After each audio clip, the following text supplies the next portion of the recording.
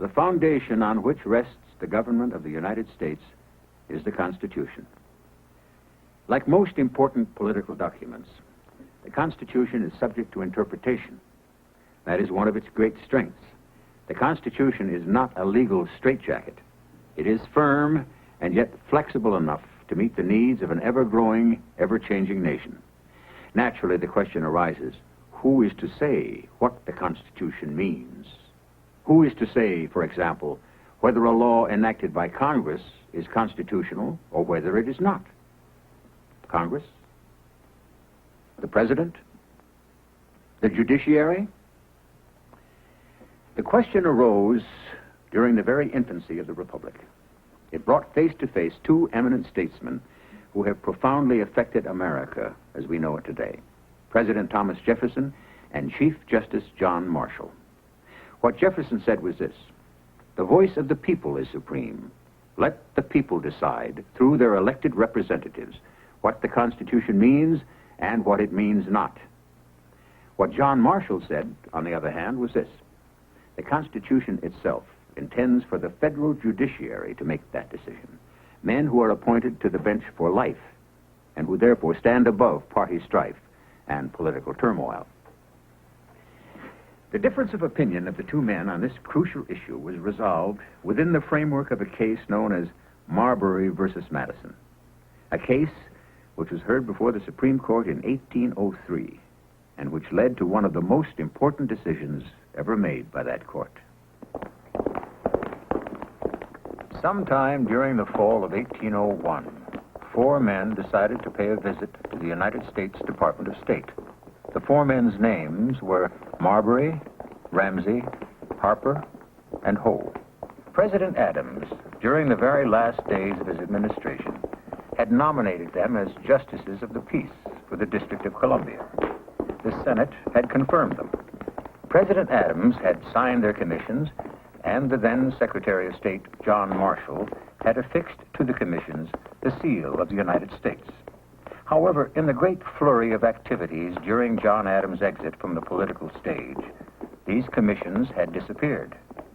Jefferson's Republicans were in power now. Thomas Jefferson was president, and James Madison, Secretary of State. And the commissions of Marbury, Ramsey, Harper, and Hoe had still not turned up. Gentlemen, I'm Mr. Marbury, William Marbury. This is Mr. Ramsey, Mr. Harper, Mr. Hoe. We're here to see the Secretary of State. On what business? We'd prefer to put that directly to Mr. Madison.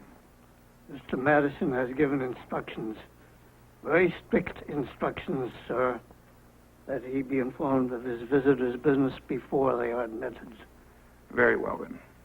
We're here to inquire into the whereabouts of four commissions. Commissions for these gentlemen and myself as justices of the peace of the District of Columbia.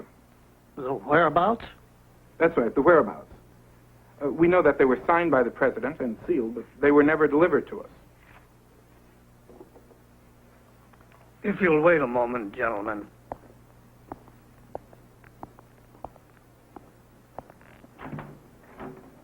He'll see us. He won't. If he doesn't, I'll make him jump. You mark my words. Make him jump? There's little chance of that. You keep forgetting, Marbury, we lost the election. Mr. Jefferson is in charge now, and he'll play the tune, and we Federalists will do the jumping. We lost those commissions when we lost the election, and that is that. Well, I don't think that is that. We have a legal right to those commissions. Doesn't matter which party owns that desk. Marbury, let's go home. Not until he sees us. Gentlemen, I'm Mr. Wagner, the chief clerk. The secretary has urgent business and cannot see you. He has directed me to talk to you. I'm at your service, gentlemen. Mr. Wagner, this matter concerns the secretary himself. He cannot be disturbed. I'm sorry. If you will be so kind as to state your business. Mr. Wagner, the four of us were nominated by President Adams as Justices of the Peace for the District of Columbia. Former President Adams. The nominations were confirmed by the Senate. They were signed by the President, but they were never delivered to us. I know nothing about that. Nor, I'm sure, does anyone else here. Least of all, Mr. Madison. You're aware, of course, that he didn't take office until May. I know that. However, Mr. Wagner, the commissions were last seen on a table in the State Department. Now, Mr. Madison is in charge of that department, and we intend to hold him responsible. I doubt that he'll accept that responsibility. Just so we don't misunderstand each other, Mr. Wagner, the withholding of an official document of the United States, a commission of office, is a crime for which a man is punishable under the law, even if that man is the Secretary of State. You're not considering, are you, taking the Secretary of State to court? Yes, we are, Mr. Wagner. As a matter of fact, we will take him to court if that's what it takes to force this department to produce our commissions. You don't think any man is above the law, do you? The Secretary of State? The President himself? Now, Mr. Wagner, are you going to tell us about our commissions or not? I know nothing about them, sir. Nothing at all.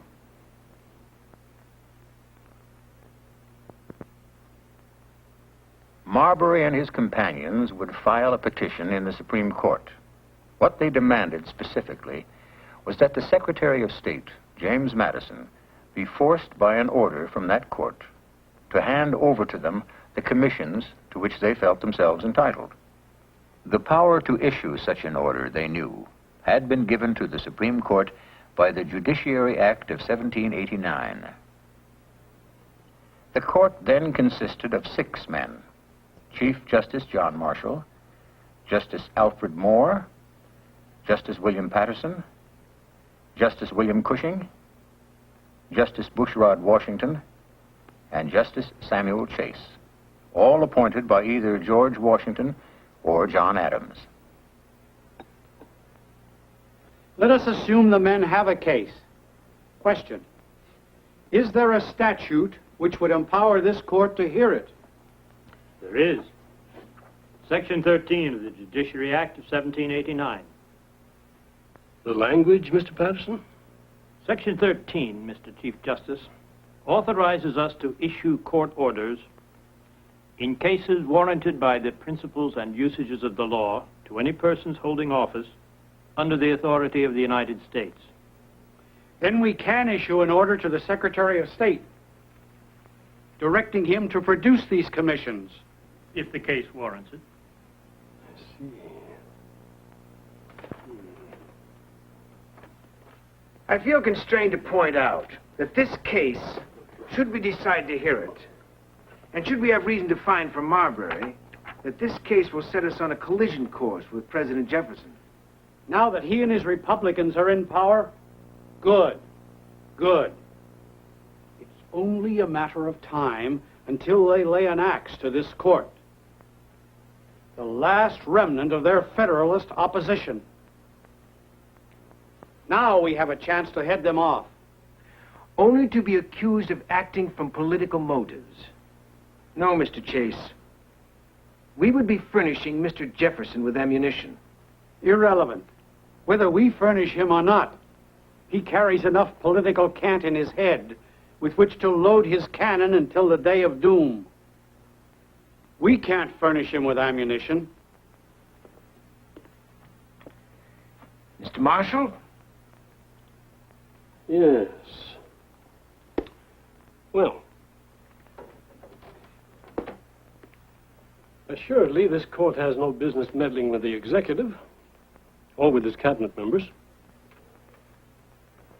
On the other hand, if Mr. Marbury is entitled to his commission, and if it's being wrongfully withheld from him, appears this court has certain responsibilities. Responsibilities which I, for one, am willing to live up to.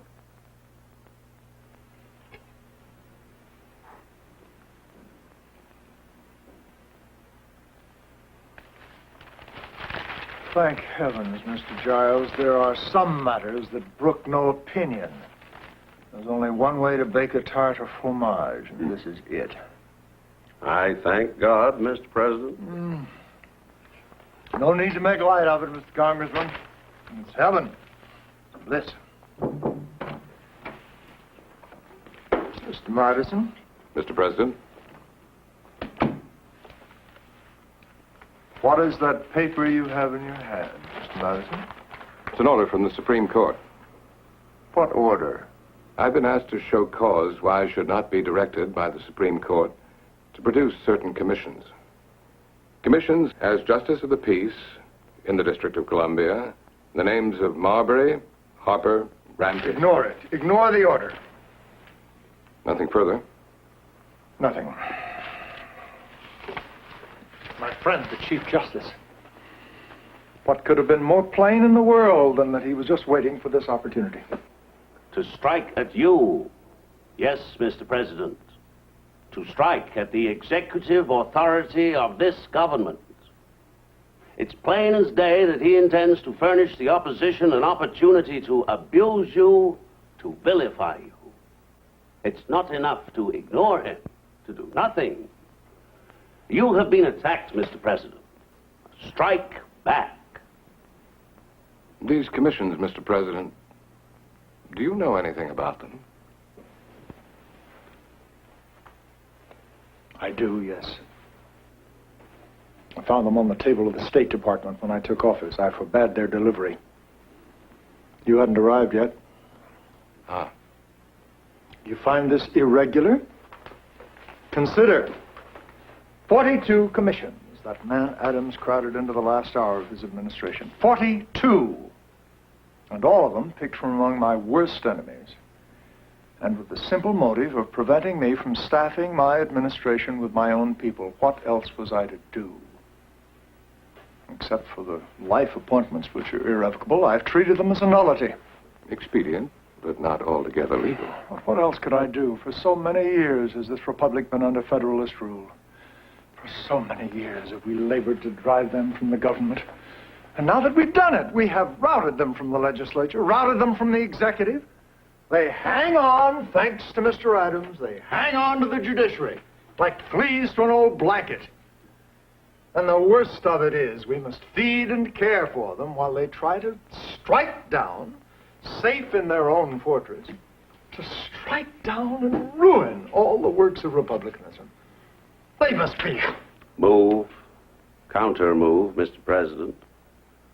Repeal the Circuit Court Act. Repeal the entire judicial system.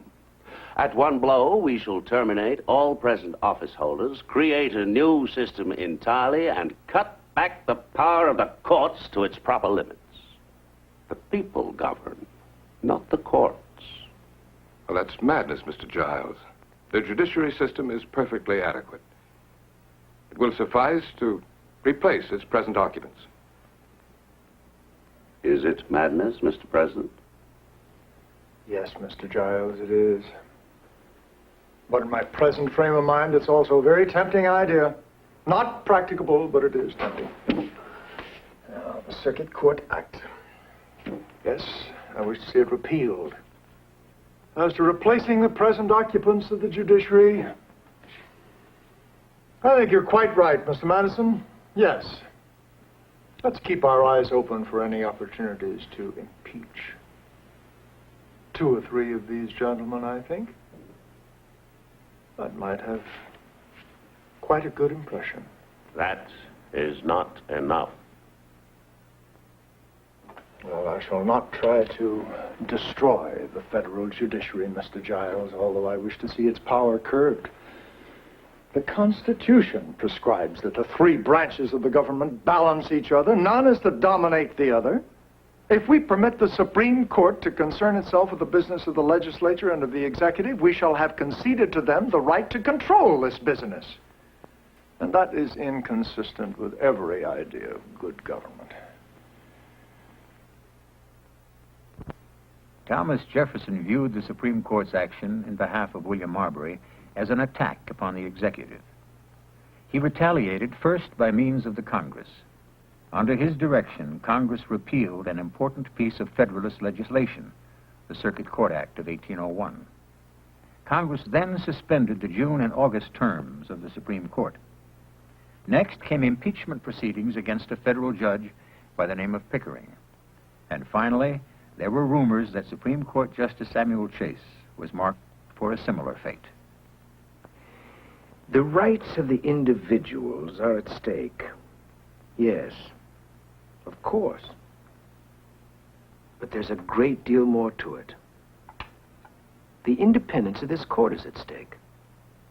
The independence of this court is provided by the Constitution. It's no longer merely a legal question that concerns us here. Congress has seen thoroughly to that, and I presume under Mr. Jefferson's prompting. If we take it up now, we do political battle. However the prospect of that may strike anyone else, I find it extremely distasteful. I find it hopeless.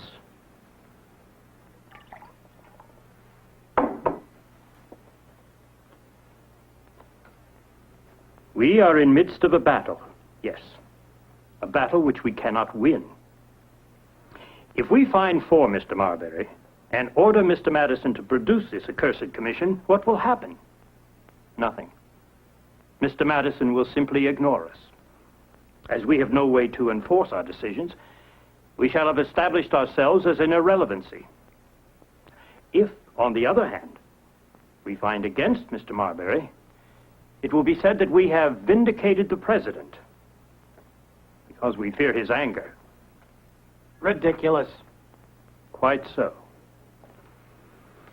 No, we're damned either way.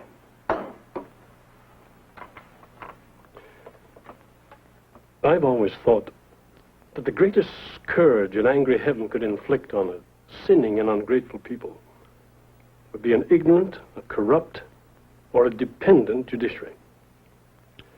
This court must give honorable proof of its independence, or it'll be said we don't deserve it. We're not and never should be in the business of making political warfare. Peace doesn't come from the absence of conflict, Mr. Washington, but from the ability to cope with it. If a wrong has been committed, and if the Constitution authorizes us to act on it, does anyone claim that the Secretary, or even the President, is above the law? And if they have violated the law, gentlemen, consider, where can a man turn for the protection of his rights but to our courts of justice? Arguments in Marbury versus Madison were heard before the Supreme Court in February of 1803. Charles Lee represented Marbury and his companions. The Secretary of State, gentlemen, is not above the law. Where he acts as an agent of the President, under the direct orders of the President, he may not be responsible to the courts. But he is also a public servant to the people of the United States. As such, he has duties which are assigned to him not by the President, but by the law. In the execution of these duties, he is independent of all control except the control of the law. The people can compel him to do these duties, and if he refuses, he must answer to the courts. Now, we do not wish to punish Mr. Madison for his refusal to surrender to Mr. Marbury the commission to which unquestionably he is entitled. We wish to protect Mr. Marbury and to see that he gets what is due him. This objective can be achieved by means of a court order to Mr. Madison demanding that he forthwith produce the commission which will install Mr. Marbury in the office for which he was nominated by President Adams and in which the Senate confirmed him. If a court order of this nature can be issued at all by this court, it can be issued to the Secretary of State. The act of Congress gives this court the power to award it in cases warranted by the principles and usages of the law to any persons holding office under the authority of the United States. Gentlemen, I think the case warrants it. On its face, the case had nothing to do with the question as to whose interpretation of the Constitution was the binding one. Yet, Chief Justice Marshall made it the springboard for a crucially significant pronouncement on just that matter. He did so by questioning the constitutionality of the very act of Congress which had empowered the court to hear the case in the first place, Section 13 of the Judiciary Act of 1789. Well, can there be any doubt that Marbury is entitled to his commission? Surely we can agree on that. Are we maintaining that for such a document to take effect, that it suffices for it to be signed by the President and to be sealed, that the act of delivery is irrelevant? The commission is valid from the moment it is signed and sealed. I think. You remind me of a fellow I had in the witness box, Mr. Chase, a great many years ago. Kept answering my questions with, I think. So I said to him, don't think. Tell us what you know. He replied, well, I'm not a lawyer. I can't talk without thinking. Now, 3 questions need to be answered in this order. Number 1, has Marbury a right to the commission which he is claiming? Number 2, if he has a right to said commission and that right has been violated, do the laws of the land offer him protection? Number 3, if the laws of the land offer him protection, what can we do for him? Now, can we direct Madison to produce the commission due him? Can we? Of course we can. We heard this case precisely because Section 13 of the Judiciary Act gave us the power to act, if necessary, in such manner. All right. Question 1. I think we have an agreement here. His commission was signed, it was sealed, it is valid. Then we must have agreement on question 2 as well. If the commission is valid, if Marbury has a legal right to the office of Justice of the Peace, then refusal to deliver that commission is a plain violation of that right, for which the law of the land offers him protection. Agreed, gentlemen? Now for the crucial question. Can the situation be remedied by an order from this court directing Mr. Madison to surrender the commission to Mr. Marbury? I thought that was agreed on from the beginning. Section 13 of the Judiciary Act empowers us to issue just such an order. It'll be ignored. Yes, but the law is clear. Is it really, Mr. Patterson? Is there any question of that? Might be. Of whether it is clear? Of whether it is clearly the law. Nothing clearer. It was passed by Congress, signed by the President. Well, I've studied this Section 13 closely. I've also refreshed my memory and, incidentally, my respect for that very excellent instrument, our Constitution. And? Well, the Constitution says that we have jurisdiction in cases such as this. Article 3, Section 2. But the case must come to us on appeal from a lower court, gentlemen. Here, look it up for yourself, Mr. Washington.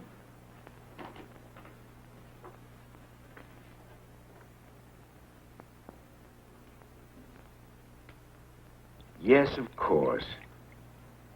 Marbury versus Madison did not come to us on appeal, gentlemen. It originated in this court. Perfect. We have no jurisdiction.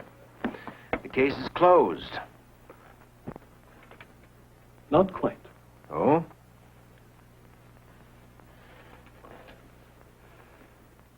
Section 13 of the Judiciary Act is in conflict with the Constitution. I propose we make the point. How so? By declaring it unconstitutional. Section 13 presumes to give us jurisdiction where the Constitution plainly says we don't have it. I disagree, Mr. Chief Justice. I disagree. Section 13 merely says that we can issue a court order, quote, in cases warranted by the principles and usages of the law. It does not specify the nature of the case. It does not say in cases which originate in this court, nor does it say in cases which come to this court on appeal. Section 13 merely says in cases warranted by the principles and usages of the law. So, Section 13 need not be construed as conflicting with the Constitution. All depends on how we interpret it. Mr. Patterson, can Section 13 be interpreted as giving us jurisdiction in a case like this that originates in this court? Yes, of course. Then, it is in conflict with the Constitution. But we don't have to interpret it that way. But we can, and I urge that we do so. That we find Section 13 unconstitutional, and that we so declare it. Gentlemen, I ask for your consent. Why is it not enough to say that we have no jurisdiction? Why go further? Why? Plain as day, Mr. Patterson. It's perfectly extraordinary. A Declaration of Independence, Mr. Patterson.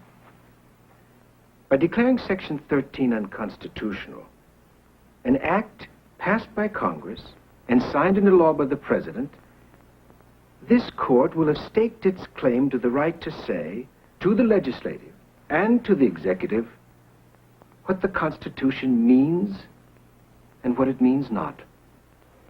Mr. Patterson, we shall have stated emphatically that it is the province of the Judiciary Department to say what the law is.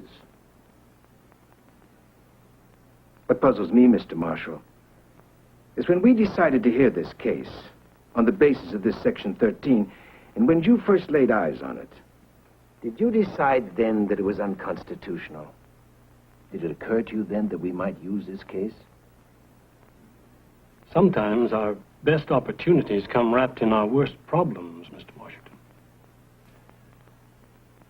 It's always been my belief that the only way to safeguard the Constitution was to put it in the hands of the judiciary. Not in the hands of the legislative, not of the executive. After all, the Constitution is either superior to the law, unchangeable by ordinary means, or it's on the level of ordinary legislative acts and can be changed whenever the legislative or the executive is pleased to change it. If this be the case, if, say, the legislature were in a position to change the Constitution whenever it pleased, well, then a written Constitution would be merely an absurd attempt to limit a power which by its very nature is illimitable. Certainly, all those who have framed written constitutions contemplate them as forming the fundamental and paramount law of the nation. And consequently, the theory of every such government must be that an act of the legislature repugnant to the Constitution is void. John Marshall's decision in Marbury versus Madison was as follows. He said, "The Constitution does not empower the Supreme Court to issue a direct order to Mr. Madison to produce the commission to which Mr. Marbury is legally entitled. In other words," he said, "we have no jurisdiction in this case." But then he went a step further. He said, "Section 13 of the Judiciary Act of 1789 purports to give the court a power which the Constitution, in fact, does not give it. Section 13, therefore, is unconstitutional." What on the surface looked like inter-party wrangling was used by Marshall to resolve a great political issue. The question, who is to say what the Constitution means, was answered. "The Supreme Court," said John Marshall. President Jefferson disagreed. I disagree, yes. Of course I disagree. Why should the Supreme Court and the Supreme Court only have the right to tell us what the Constitution means? The Constitution, which Mr. Marshall so cherishes, wills that the three branches of the government are equal. Equal, Mr. Madison. It is the judiciary branch's province to tell us what the law is, claims Mr. Marshall. On what grounds? I ask you, on what grounds? There isn't that much in our Constitution to justify Mr. Marshall's claim. Let each branch of the government decide within the framework of the duties assigned it by the Constitution for itself, and for itself only, what the Constitution means and what it means not. Now, that is proper. That is in conformance with the principle of equality of the three branches. And if there had to be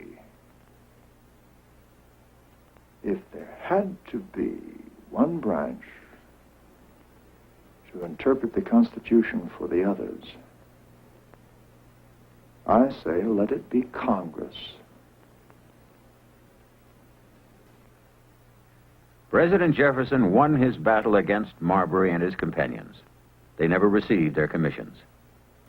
Chief Justice John Marshall, however, won the war to establish the Supreme Court as the final arbiter of the meaning of the Constitution. He declared for the first time an act of Congress signed into law by the President as unconstitutional. The right of the courts to pass on the constitutionality of laws, the principle of judicial review, was not new. It had been exercised before at the state level. In Marbury versus Madison, John Marshall extended it to encompass federal law. In so doing, he established the right of the Supreme Court of the United States to say what the Constitution means and what it means not, to the government of the states and to the federal government as well. Marbury versus Madison taught America that the Constitution cannot be ignored in settling great political issues. It stressed the limitations on governmental power provided by the instrument, and it affirmed the constitutional duty of the Supreme Court to decide if and when the political branches of government exceeded their constitutional bounds.